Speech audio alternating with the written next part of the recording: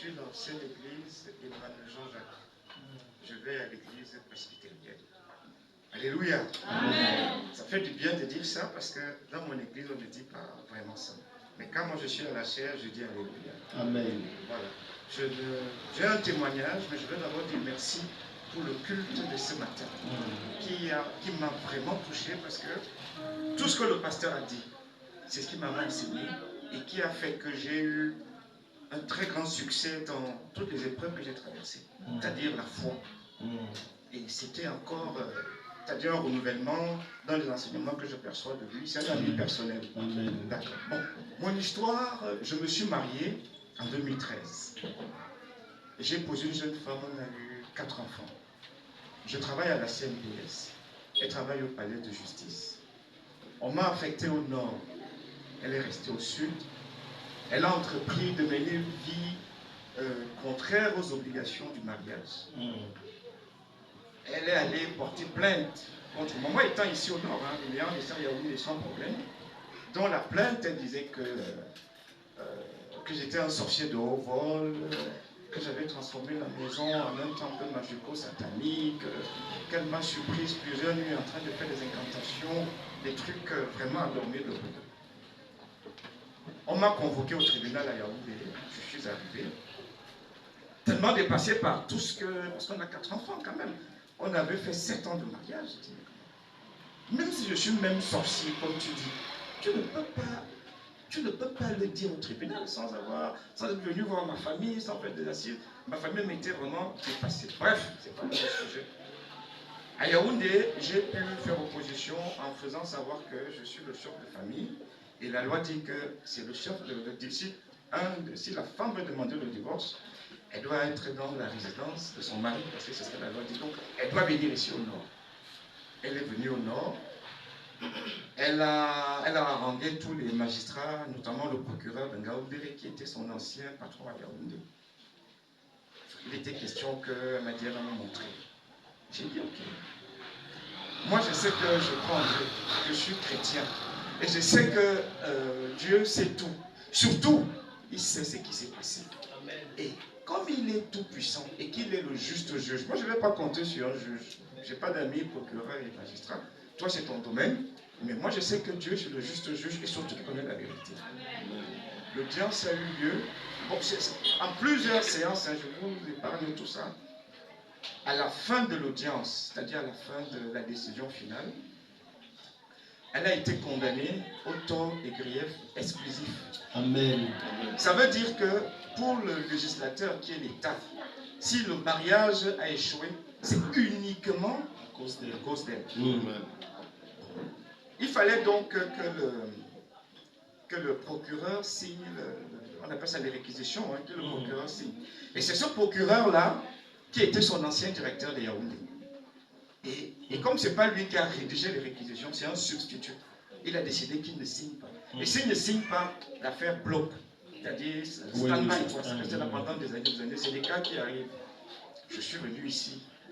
Je lui ai dit, il dit, aussi vrai que Dieu est vivant, aussi vrai que on a pris le passage de Mardoché. Oui, tout à fait. Quand Mardoché avait sauvé le roi contre une sorte d'attentat. Et le roi avait demandé quelques temps après que est-ce que je me fais une récompense? On a dit non. Ils nous ont amené moi le registre et tout. Il a signé. Et le pasteur me dit c'est exactement comme ça que ce procureur va signer. Il a dit Dieu ne change pas, c'est le même. Il va signer ça. Ça n'a même pas fait un mois. Une amie greffière m'appelle pour me dire que le procureur a signé. Acclame Jésus. Le Dieu de la chapelle acclame.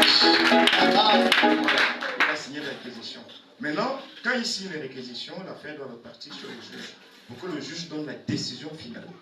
Maintenant, le juge donne la décision finale qu'il donne.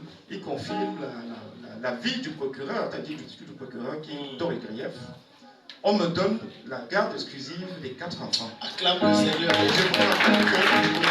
Il faut préciser que les 4 enfants, elle les avait kidnappés. Oui, elle n'a pas enlevé les enfants. Parce qu'il a laissé beaucoup de petits trucs. Parce qu'en fait, elle le quitte au nom qu'elle a trouvé le bonheur chez un autre homme.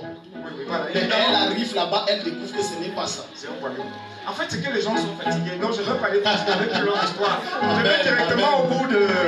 Quand je vous ai dit qu'elle m'a quitté, elle a décidé de vivre une vie non en rapport avec le mariage. Tout à fait. C'est-à-dire, quand on se marie, c'est pour être fidèle. Amen. Quand on n'est pas fidèle, on n'est pas. Bref, elle me quitte pour mon cousin.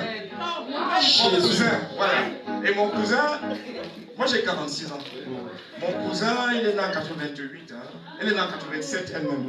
Donc ça fait que, je ne sais pas, c'est des enfants. Oui, c'est une petite fille. Et mon cousin, c'est un fonctionnaire. Mais il lui a dit que il va l'envoyer à Dubaï, il va l'acheter une voiture, il n'a dit pas encore, il va l'envoyer en Europe, il va lui construire. Bref, une femme mariée avec 4 enfants. Je crois que même ma petite fille ici, c'est pas normal. Aucun homme Ça, c'est vrai. Vraiment, bref, je ne voulais pas vous fatiguer avec des histoires à dormir debout. Finalement, on me donne la garde des 4 enfants. Et c'est vraiment encore un miracle parce que la loi dit qu'on donne l'enfant à l'homme quand l'enfant a plus de 7 ans. Et en plus, une petite fille, il y a 14 ans, 12 ans, 9 ans et 7 ans maintenant, la petite fille. Donc, on me la donne l'année passée quand elle a 6 ans. Ça n'a pas été facile. Mais le juge a estimé qu'il ne peut pas séparer. Parce qu'on avait d'abord dit qu'on me donne les 3 grands et que la loi interdit qu'on me donne la dernière. Je suis revenu ici, j'ai dit je ne peux pas accepter qu'on sépare mes enfants. Ils sont habitués à vivre ensemble. Dieu va faire une entorse aux lois des hommes. Ce que les hommes disent, c'est une folie devant Dieu. On m'a donné ma petite fille qui avait moins de 7 ans. Elle a 7 ans aujourd'hui. Et la cerise sur le gâteau, c'est qu'on a condamné cette femme qui travaille au palais de justice. Il faut préciser ça. Oui, elle travaille au palais de justice. Ce n'est pas moi, je ne suis pas là-bas. Ses collègues qui ont jugé, en plus de toutes les sanctions contre elle, elle a été condamnée à me verser une pension alimentaire tous les mois.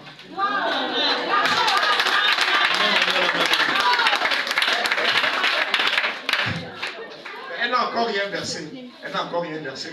Il faut dire que je n'ai pas besoin de son argent. Bon, c'est une sanction quand même terrible pour une femme qui va payer un homme.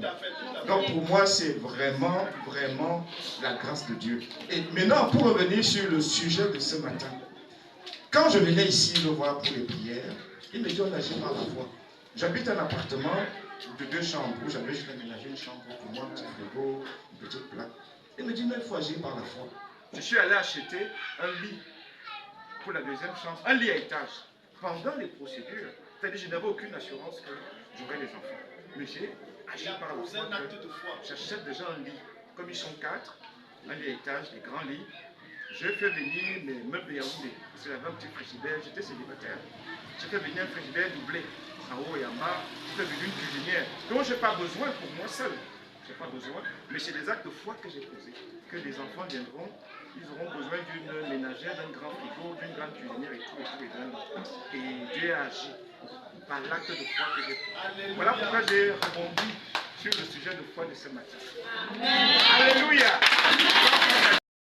Je suis venue dire merci à l'Éternel ce matin. Moi, dans ma vie, ça a tellement été compliqué avec mes enfants que moi, je disais que mes enfants étaient les enfants des voisins. Même quand quelque chose n'allait pas, ils disaient ah, c'est l'enfant du voisin, qu'est-ce que je peux faire?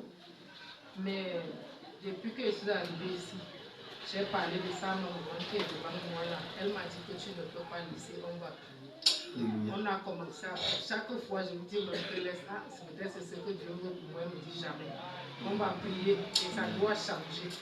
Nous avons continué jusqu'au 2 mai à 5h30, mon fils m'appelle. Avant ça, s'il y a de cela 3 mois, il a raté un accident, il ne m'a pas dit. C'est plutôt son boss qui m'appelle, puisqu'il a coupé les ponts avec moi. Dès que je l'ai mis au travail, le gars a vu qu'il était derrière moi, il m'a tourné le dos. Moi aussi, j'ai dit, ah, ça suffit, j'ai fait ma part. Et de cela 3 mois, son boss me dit que ton fils vient de rater un accident. Si ça ne s'explique pas, je ne sais même pas comment je peux te dire ça. Donc, quand il est arrivé, il trouvait que le camion est entré en brousse. Et comme les gars des camions sont debout derrière les camions, ils savaient que. On dit que non, il est sûrement allé plus loin, comme le camion a fait tourner. On dit non, on a fouillé la brousse, on a versé les gens, on a vu personne. Quelque temps après, il arrivait là en souriant. Tu étais où je suis descendu là-bas manger le pain. Il est arrivé là en souriant. Moi, j'ai remercié Dieu. Je sais que ce sont ses œuvres. Alléluia. Et le 2 mai, il m'appelle à 5h30. Il me dit que maman, je t'appelle pour te dire que j'ai eu une promotion, j'ai été meilleure meilleur travailleur, deuxième meilleur travailleur de l'année. Amen. Et j'ai eu un chèque de. Comme il n'a pas encore donné, je ne peux pas dire. Amen. Acclame le Seigneur, c'est ce que Jésus fait. Alléluia. J'étais là à remercier ma mère, Dadi et Éternel, parce que moi j'avais déjà enlevé dans ma tête que j'avais les enfants. Alléluia. Et le deuxième témoignage, c'est ma santé. J'ai eu mal depuis dimanche dernier à la tête. Donc ma tête était divisée au milieu comme ça, un côté, tout le corps-ci. Mardi, je suis venue rencontrer mon père. Lundi, pour me lever, c'était la guerre. J'ai appelé ma mère, c'est elle qui a fait que je me levais. Mardi, je suis venue voir Dadi. Nous avons prié. Mercredi, je n'ai pas pris. C'est comme si plus le temps passe, plus la douleur s'augmente. Jeudi, ça a recommencé à baisser un peu. Vendredi, je suis venue, j'étais même incapable de chanter. Tout m'énervait même. Mais j'étais quand même là jusqu'à la fin du culte. Ça a fait comme si ça baissait. Quand je suis rentrée la nuit, là, je n'ai pas dormi. Jusqu'au matin. Et depuis hier matin que je me suis réveillée, je suis en forme. Et je suis venue dire merci. Alléluia. Donc le Seigneur nous a bénis. Acclame Jésus pour ça. Bonjour, peuple de Dieu. Si les piles dérangent, c'est mieux de changer. Non, les piles là dérangent.